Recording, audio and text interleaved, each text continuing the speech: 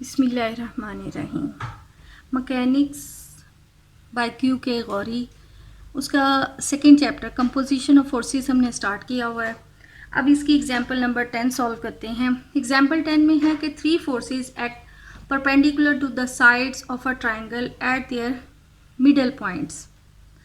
यानी 3 forces perpendicular to the sides of a triangle act कर रही हैं एट देयर मिडल पॉइंट्स। यानी लेट से कि ये अगर हमारे पास एक ट्राइंगल है और उसके मिड में बिल्कुल, यानी ये मिड पॉइंट है उसकी साइड्स का, और उस पर 3 फोर्सेस एक्ट कर रही हैं पी, क्यू एंड आर। अब वो एक्ट कैसे कर रही हैं? Perpendicular to the sides of a triangle. यानी फोर्स पी जो एक ट्राइंगल है ए बी सी, उसकी एक साइड उसके बिल्कुल मिड पर बिल्कुल परपेंडिकुलर एक्ट कर रही है। इसी तरह फोर्स क्यू उसकी दूसरी साइड उसके बिल्कुल मिड पे परपेंडिकुलरली एक्ट कर रही है। फोर्स आर भी मिड पे बिल्कुल परपेंडिकुलर एक्ट कर रही है। इसका मतलब है ये एंगल यहाँ पर परपेंडिकुलर है, तो ये एंगल जो है वो इनके 90 डिग्री के हैं and are proportional to the sides. अब फोर्स पी हमें गिवन है कि फोर्स पी अपने साइड के प्रोपोर्शनल है, यानी ये फोर्स पी प्रोपोर्शनल है साइड बी सी। इसी तरह force Q force A C के प्रोपोर्शनल है, फोर्स आर ए बी के प्रोपोर्शनल है। Prove that they are in equilibrium. अब हमने अभी तक जितना पढ़ा है उसके मुताबिक इक्विलिब्रियम जब तीनों फोर्सेस का या सम इक्वल 0 हो, या हम लैमिस थ्योरम भी यूज़ कर सकते हैं कि अगर लैमिस थ्योरम की कंडीशन के तीनों फोर्सेस जो हैं वो अपने ऑपोजिट जो 2 फोर्सेस हैं उनके दरमियान के एंगल के साइन के प्रोपोर्शनल आ जाए, तब भी अकॉर्डिंग टू लैमिस थ्योरम तीनों फोर्सेस जो हैं वो इक्विलिब्रियम कंडीशन में हैं। तो अब यहाँ पर हम लैमिस थ्योरम के मुताबिक प्रूव करेंगे, यानी शो करेंगे कि ये फोर्स पी जो है वो अपने ऑपोजिट फोर्स आर और क्यू के जो दरमियान एंगल है उसके प्रोपोर्शनल है। चूँकि उसके प्रोपोर्शनल आ जाएगा, इसी तरह फोर्स आर इस एंगल के प्रोपोर्शनल और फोर्स क्यू जो है वो इस एंगल के प्रोपोर्शनल आ जाएगा। तो फिर हम बाय लैमिस थ्योरम कह सकते हैं कि जो सिस्टम है वो इन इक्विलिब्रियम कंडीशन में है। तो लैमिस थ्योरम के लिए लिंक भी शेयर है, अगर आपको लैमिस थ्योरम का आइडिया नहीं है तो लिंक से आप लैमिस थ्योरम भी देख सकते हैं। तो अब यहाँ पर ये फोर्स हमारे ये ट्राइंगल है ए बी सी, ये उसका कॉर्नर ए बी एंड सी। ए के ऑपोजिट हम ये इसकी साइड ए ले लेते हैं, स्मॉल ए। जो बी है उसके ऑपोजिट साइड स्मॉल बी, जो सी है उसके ऑपोजिट साइड स्मॉल सी, यानी ये साइड जो है वो ए बी एंड सी है। अब हमारे पास है कि 3 forces, let the 3 forces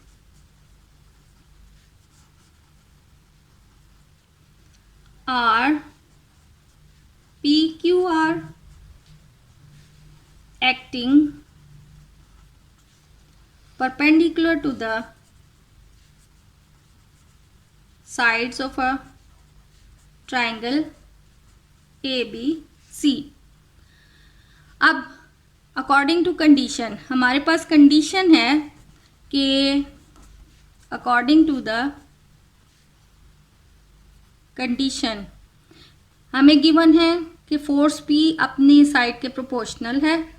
so अगर हम बी सी की बजाय उसकी साइड को ए लिख लें, सो पी ओवर ए, और फोर्स क्यू अपनी साइड क्यू के प्रोपोर्शनल है, so Q over B equal R over सी।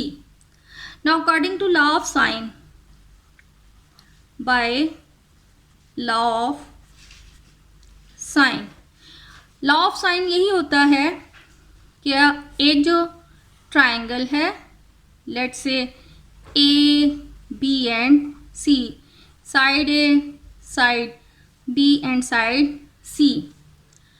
अब हम यहाँ पर अमूमन स्टूडेंट ये angle alpha beta and gamma लिखते हैं, यानी कि लॉ ऑफ साइन ये है कि A over sine alpha equal B over sine beta equal C over sine gamma.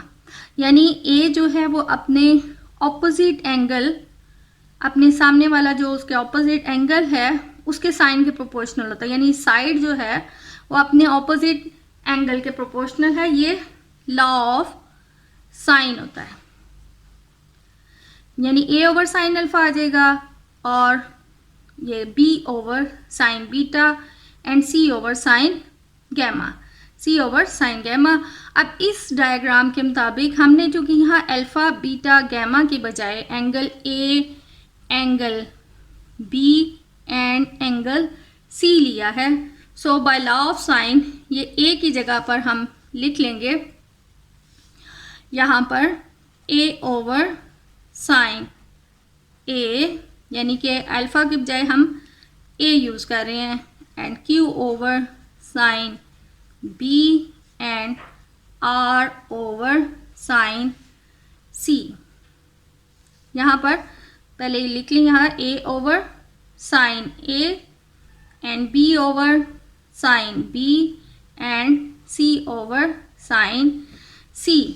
तो यहाँ पर अब हम सी की जगह साइन सी यूज़ कर लेंगे क्योंकि वो इसके प्रोपोर्शनल है। इसी तरह बी की जगह साइन बी एंड ए की जगह पर साइन ए।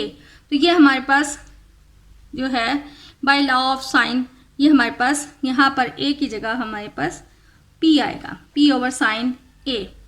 अब यहाँ पर देखें, अगर ये डायग्राम को गौर से देखा जाए तो ये साइन ए, ये एंगल हमारे पास साइन ए है। अगर ये इतने पार्ट को देखा जाए तो ये एक क्वाड्रिलेटरल बन रहा है और एक क्वाड्रिलेटरल के टोटल एंगल्स का सम 360 होता है। And we know that this is angle A, ये एंगल 90, ये एंगल 90 और ये एंगल हमें मालूम नहीं है। तो यहाँ पर अगर हम 360 is equal A plus 90 plus 90 plus ये वाला एंगल, लेट से इसको हम एंगल 1 का नाम दे दें, ये हम एंगल 2 कर दें और इसको एंगल 3 कह दें, तो प्लस 1 एंगल, क्योंकि एक क्वाड्रिलेटरल में चारों एंगल्स का सम 360 होता है। तो जो 1 एंगल हमारे पास यानी ये वाला पार्ट है वो आ जाता है 360 माइनस 90 यानी कि 180 माइनस ए। इसका मतलब है ये हमारे पास एंगल जो है वो 180 माइनस ए है। सिमिलरली ये एंगल बी, अगर हम ये 2 एंगल देखें तो ये भी 90 है, ये भी 90 है और ये एंगल हमारे पास बी है। तो 90 यानी 360 में से माइनस करें और ये बी माइनस करें तो इसकी वैल्यू आ जाती है 180 माइनस बी और ये थर्ड एंगल आ जाता है 180 माइनस सी। यानी अब हम साइन ए की बजाय हम साइन ए को हम 180 माइनस ए लिख सकते हैं। और यानी ये 180 माइनस ए इसलिए लिख सकते हैं क्योंकि ये साइन ए है और 180 माइनस ए में भी का रिज़ल्ट जो है वो ए ही आता है। तो इसको हम अगर 180 की फॉर्म में लिखें तो 180 माइनस ए आर, और ये हमारा 180 माइनस ए अगर देखा जाए तो वो ये एंगल बनता है, यानी कि क्यू ओ आर। ये एंगल 180 माइनस ए है क्यू ओ आर के इक्वल। तो ये हमारे पास यानी साइन क्यू ओ आर आ जाता है। अगेन साइन बी को हम लिख लेंगे 180 माइनस बी और ये हमारे पास 180 माइनस बी ये वाला एंगल है जो कि आर ओ पी या पी ओ आर हम कह सकते हैं। So this is P O R and sine C which is equal sine 180 minus C और साइन सी ये हमारा 180 माइनस सी है यानी P O Q.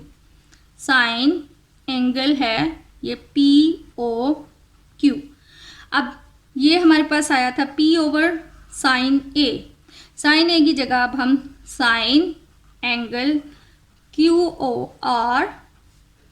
Over sine B की जगह हम लिख लेते हैं sine angle POR and R over sine C की जगह एंगल POQ।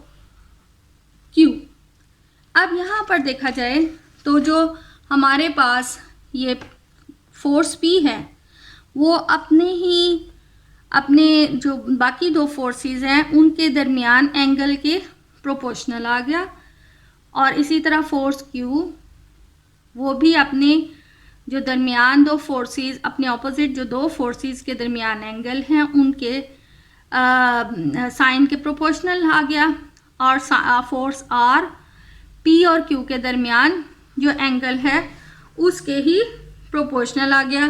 सो बाय लेमीज थ्योरम हम कह सकते हैं, नाउ बाय लेमीज थ्योरम